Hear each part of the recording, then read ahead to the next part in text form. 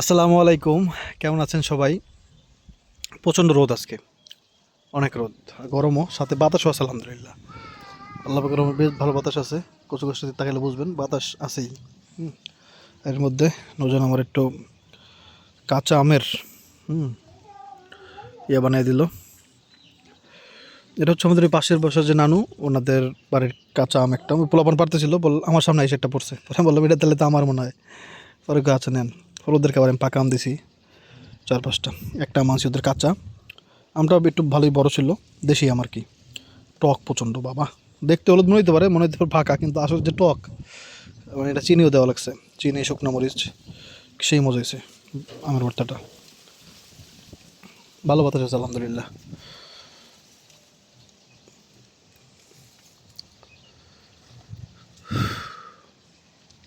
এখন তো মানে রোদ থামছে, মানে মেঘের তলে পড়ছে, নাহলে তো প্রচণ্ড গরম, সাথে বাতাস।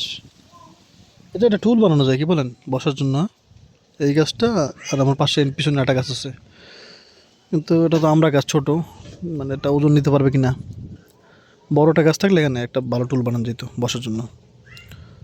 টুল তো না, কি বল ওটারে, মাচা। আইসো? হ্যাঁ,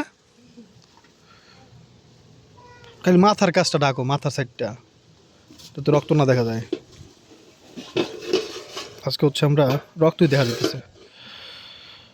এই যে হাঁস দিয়ে চালের রুটি খাবো ইনশাল্লাহ।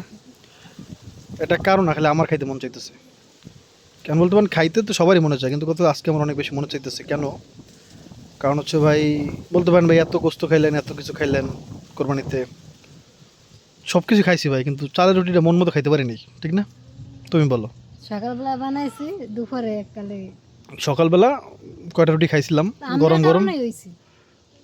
মেহমান ছিল দুপুরের দাওয়াত, এখন দুপুরবেলা তো আর চালের রুটি হয় না, আপনারা জানেন, কিন্তু খাইতে মন চাইতেছিল, পরে বানাইয়া দুপুরবেলা গ্যাস শক্ত হইয়া পরে আর খাইতে পারি নাই। মেহমানেরও খাইতে ভালো লাগে নাই অত, আর আমার তো ভালো লাগে নাই। তো সেটা ছিল মাংস দিয়া, কিন্তু এটা হচ্ছে আমাদের হাঁসের একবারে। হাঁসটা কিনছি আপনার 400 টাকায়, আমার যে ফুফতো ভাইয়ের বাড়ি থেকে। কিন্তু কত হচ্ছে, হাঁসের চামড়াটা নেওয়া যাবে নাকি? যদি পারো, যতটুকু পারো নেওয়া যায়, যাক, আর না পারলে তো কিছু করার নেই। হাঁসের চামড়া আবার তেল থাকে, ওই তেলটাই হাঁসের টেস্ট বাড়ায় দেয়।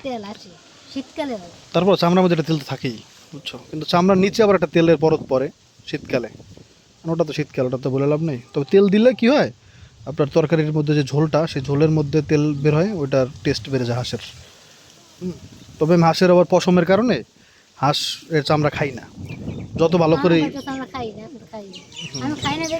মানে আমরা ভালো মতো পরিষ্কার করি, কিন্তু কত হচ্ছে যখন মেহমান থাকে তখন এমনিতে মনে করেন হাঁসের চামড়া সহজে নেই না। আবার এটা তো ছোটো হাঁস, এখন দেখা যাক নেওয়া যায় কিনা। যাও, অনেক কথা বলে ফেলছি, সরি। কই নজান, আল্লাহর মধ্যে ভালোই তুইছে আমরা। হ্যাঁ, তো পশম কই?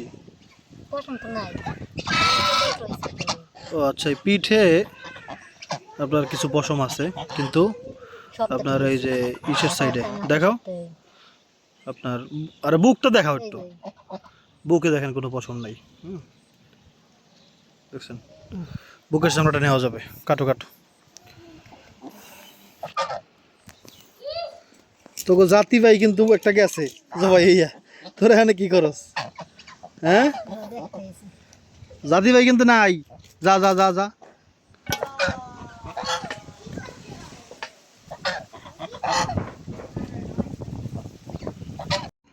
ওকে কত বড় সাহস, আমি খালি এটা চিন্তা করতেছি। মাশাল্লাহ মাশাল্লাহ মাশাল্লাহ। যেই দিন ওই হাঁসাটা খাবো, মানে হাঁসা দুইটা হয়ে গেছে আমাদের। হ্যাঁ, কটা কেমন দুইটা হাঁসা হইলো? তোমার আমি কইলাম না একটা মাইয়ার মধ্যে। কি কইছে?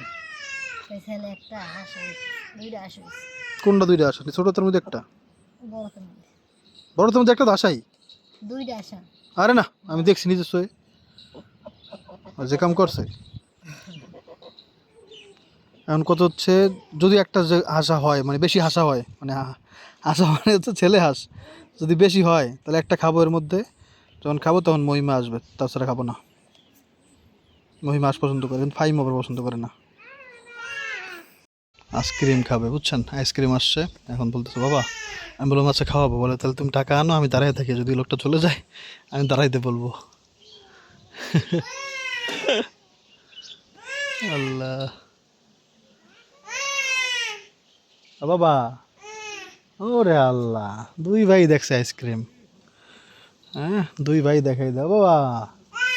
হ্যাঁ হ্যাঁ হ্যাঁ হ্যাঁ হ্যাঁ, দেখছি বাবা, দুইজনই দেখাই দেয় আইসক্রিম। কি আর তোর লেগে আনবো? কি আইসক্রিম খাবি? আসেই তো 10 টাকা দামের আর কি। আচ্ছা, তাহলে তো 3টা আনলে হইলো, আমি খাই না। ওই যে আইসক্রিমওয়ালা। হুম,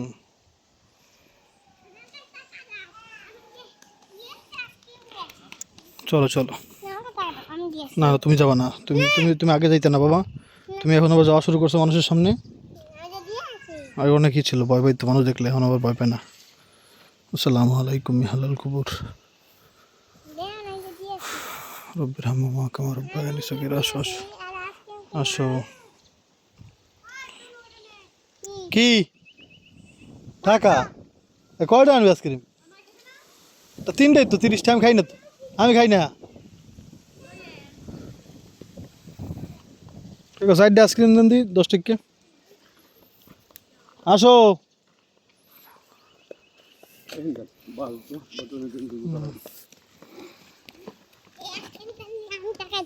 আমার বন্ধুর আইসক্রিম ফ্যাক্টরি আছে, মৌসুমি।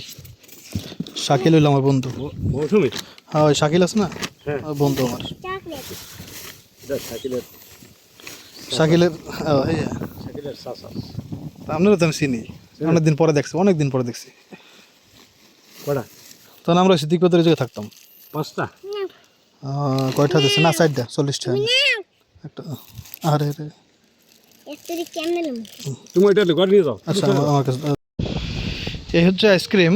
তবে আমার বন্ধু আমার বলছিল যে যদি আব্রাহিম আইসক্রিম খায় তাহলে হচ্ছে ওরা আলাদা করে বানাইয়া মানে পরে ফ্রিজে রেখে দিবি না, ডিপ ফ্রিজ তো আছেই। আমি বললাম যে এগুলো আবার ঠান্ডা মান্ডা বেশি লাগবে, মানে পাইলে তো আব্রাহিম বুঝেন 3-4টা ধরে মুখের মধ্যে ভরে দেয়, পারলে খাইতে পারুক আর না পারুক, পরে ঠান্ডা লাগবে, এই জন্য আর ইয়ে করি নেই না। করে কেমন দেওয়া, আর এটা খেয়ে দামি আইসক্রিম যে তুমি মুখে দিবা গলে যাবো কা, পরে যাবো তোর মুখে না, মুখে না পরে যাবো, ভেঙে পরে যাবো, খাইলো।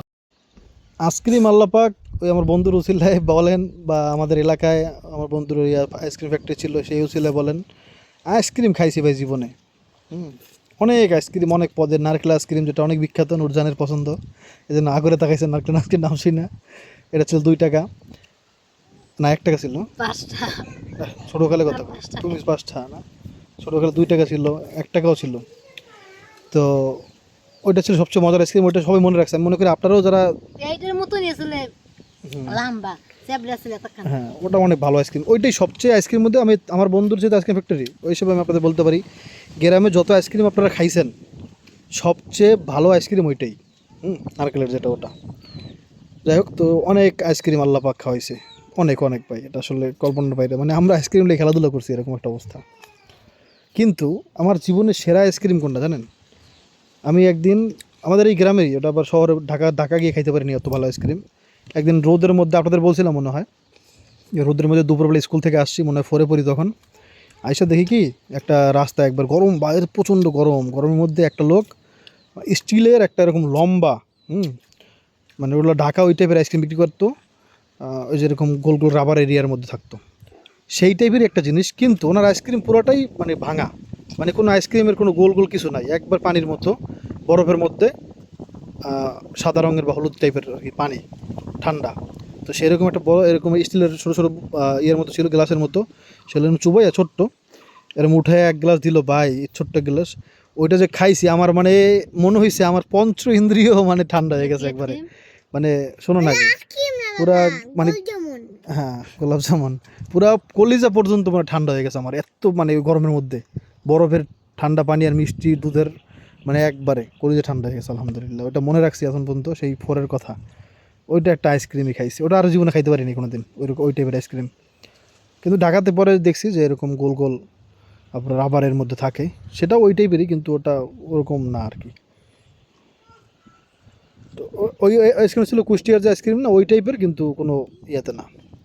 কুষ্টিয়াটা তো অনেক মজা, মানে টেস্টি আর কি। তো এটা ছিল কলিজা ঠান্ডা করা, যেমন এই বাতাসটা কলিজা ঠান্ডা হয়ে যেতেছে আলহামদুলিল্লাহ।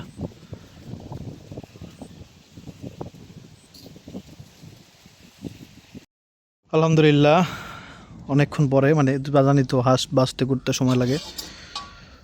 এখন আমরা রান্না করব হাঁসের মাংস দিয়ে। হ্যাঁ, আমরা চালের রুটি খাবো, সো একটু ঝোল রাখবো। আর একটুখানি দাও, হয়েছে। জি বাবা, মাংস দিব?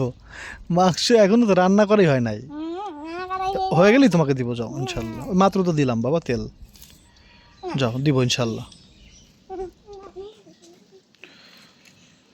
জাল ধরে নাই ঠিক মতো,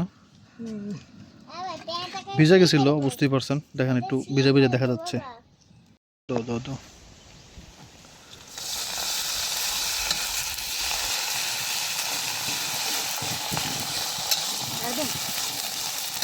আর একটু দাও, আরে ঝোলালা দাও। ঝোল তো না, মানে পানি হলা।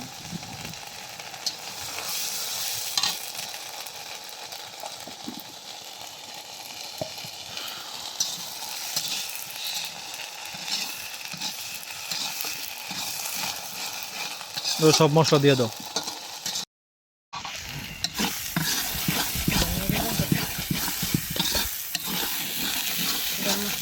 দাও এক চামচ দাও, একটু পানি দিয়ে দাও। হয়েছে,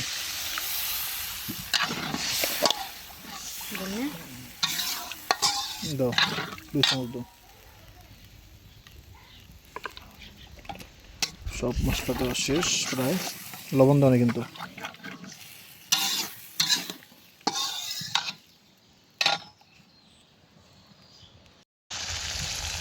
তেল বের হয়ে গেছে, এবার হচ্ছে মাংসটা দিয়ে দিব। মাংস কই? এই যে এত মাংস না, মানে ছড়ায় রাখা হয়েছে আর কি। দিয়ে দিই 1 কেজি, আল্লাহ জানে হবে কিনা।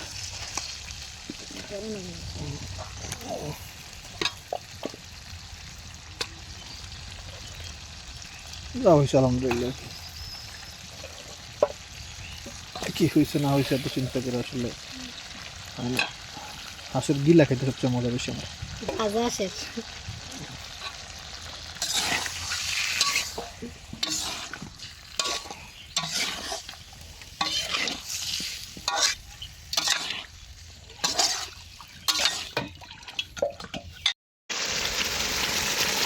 কথাই কিছু ভালো করে আর কি।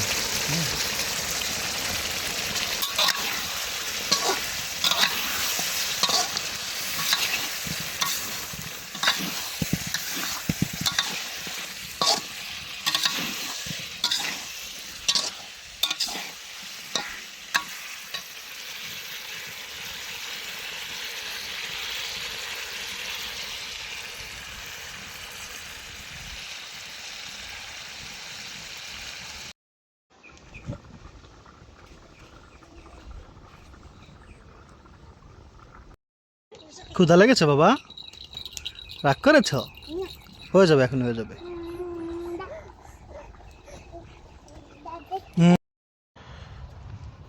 আমাদের কি বলে পিঠা, ভাববেন না যে বাঁচতেছি মাত্র।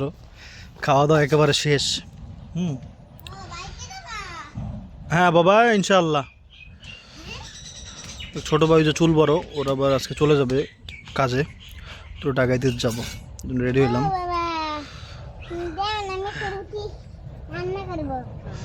আচ্ছা রুটি রান্না করো। আব্রাহিমও খাইছে আলহামদুলিল্লাহ, আমরা সবাই খাইছি।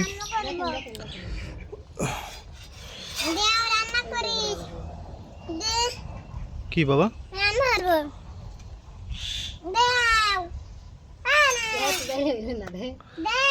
এরকম অনেক সময় দেখবেন যে আপনি মানে একটা কাজ করতেছেন, খুব ভালো হয়েছে, পরে বলবেন দেখো দেখো আমি পারছি, পরের বার আর হবে না। ফেসবুকে অনেক রিল দেখছেন আপনারা। হ্যাঁ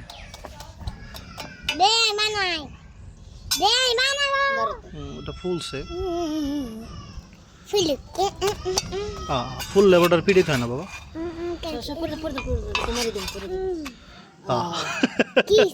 তুমি বাড়ি দিয়ে ম্যাজিক আমরা ম্যাজিক এটা দেখেন কই আসছি আমরা এমনও বাতাস যে বাতাসে কথা শোনাও যাবে না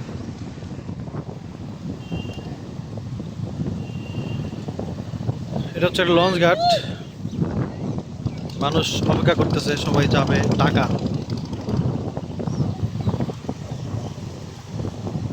এখানে যে কি পরিমাণ বাতাস ও ভাই রে ভাই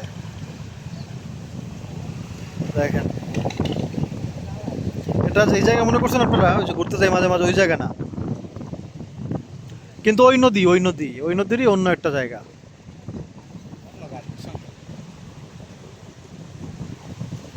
বাতাসটা খালি দেখেন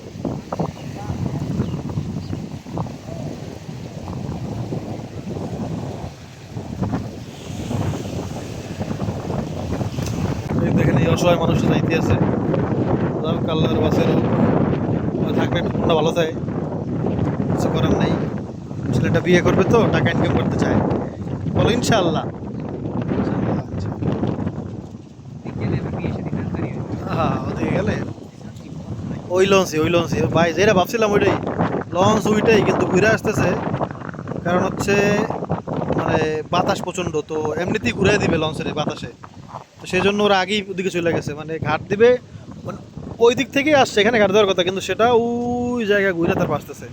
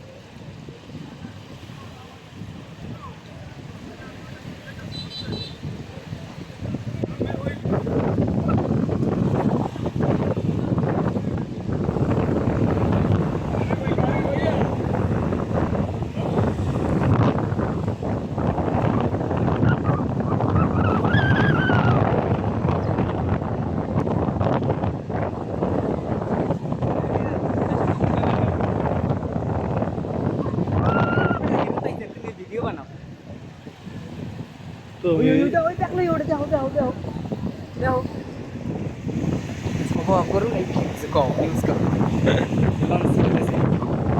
আবহাওয়া প্রচন্ড খারাপ অনেক মানুষই ভয়ে বেরোয় আসতেছে অনেক মানুষই বেরোতে আসতেছে আর কি প্রচন্ড বাজে আবহাওয়া অবশ্যই আমি তো মনে করি একজন একটা বাচ্চা নিয়েও আমি মনে করি যে মানুষ আসা ঠিক না কিন্তু একা হইলেও এটা আসলে একটা রিস্ক নেওয়া যায় সাঁতার জানলে